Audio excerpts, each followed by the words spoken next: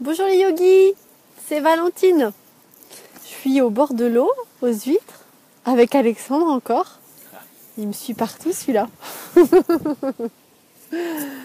Regardez comme c'est beau, avec le coucher du soleil. Et j'attends ma copine Marielle, on va manger des huîtres. Et du coup, je voulais en profiter pour faire mon bilan du jour 4, c'était hier le jour 4, et du jour 5.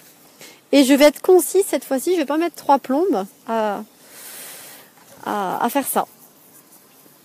Alors hier, ce qu'il y a eu, c'est que j'étais vraiment en gros déséquilibre Vata. Vous savez, je suis Vata en constitution ayurvédique. Et avec tout le stress et toute la pression que je me suis mise ces dernières semaines là, j'ai eu un gros déséquilibre Vata, le ventre, le bide tout gonflé, j'avais mal au ventre et la peau très très sèche. Et ça, c'est vraiment un signe du déséquilibre et du stress. Et donc j'ai dû encore observer mon corps de souffrance et mon ego et essayer de me mettre dans la présence. Et j'ai eu beaucoup de mal parce que j'ai eu de la colère, de l'énervement. J'avais l'impression d'être à plat. Et il y a encore, comme par hasard, des gens qui sont venus vers moi.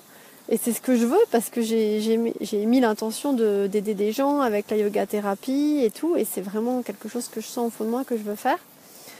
Mais là, si je ne suis pas moi-même en équilibre, après, je ne peux plus le faire.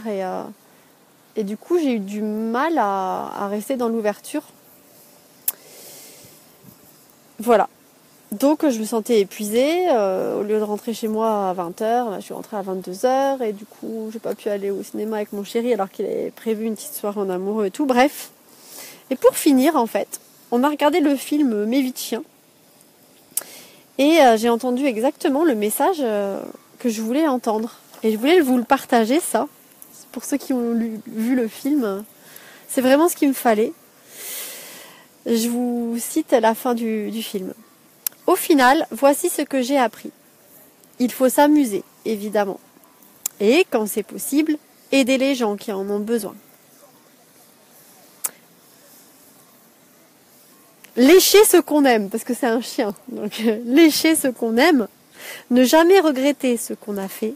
Et ne jamais s'en vouloir de ce qu'on n'a pas fait. Et simplement, profiter de chaque instant.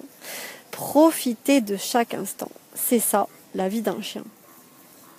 Voilà, et je trouve que c'est un beau message et j'avais vraiment besoin de le réentendre parce que aider les gens qui en ont besoin quand c'est possible. Et ça peut être possible que si on est en équilibre soi-même, sinon c'est pas possible. En tout cas, grande avancée hier parce que Alexandre a posé mon enseigne.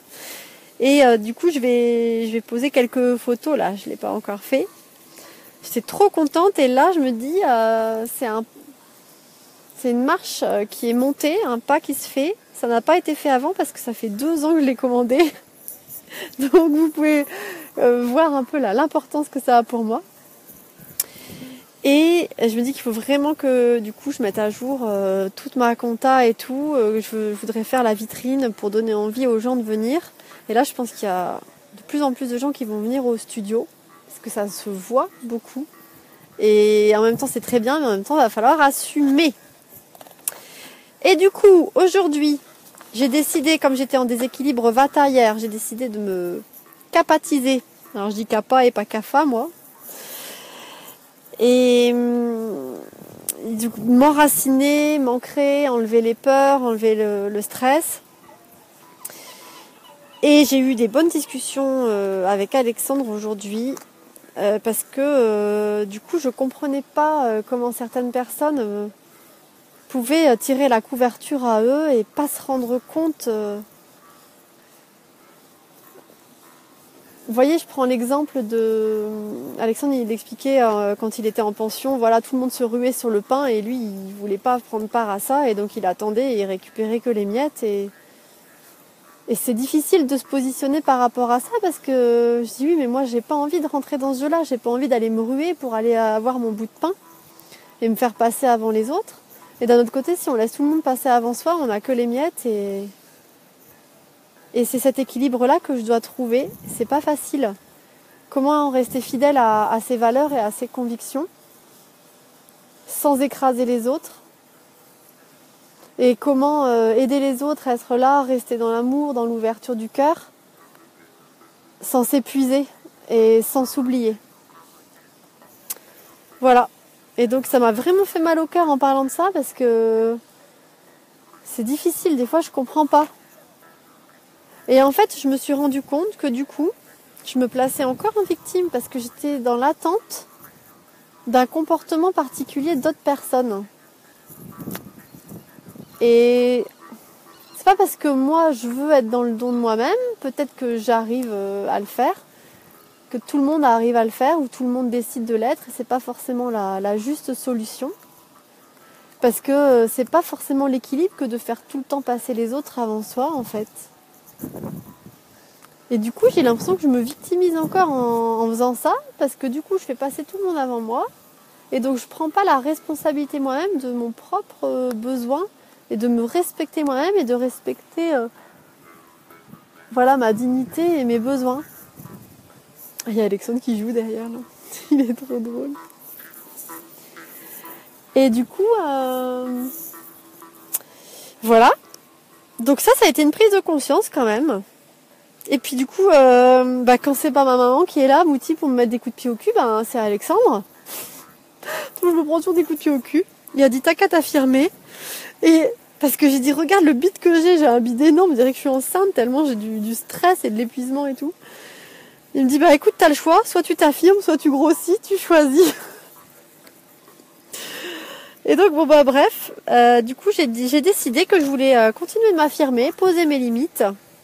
Je n'attends pas que les autres s'arrêtent là où je voudrais qu'ils s'arrêtent. Parce que si c'est pas moi qui mets la limite, les gens ils vont pas continuer. Ils vont continuer en fait, ils vont pas s'arrêter d'eux-mêmes, ils vont toujours grappiller un peu.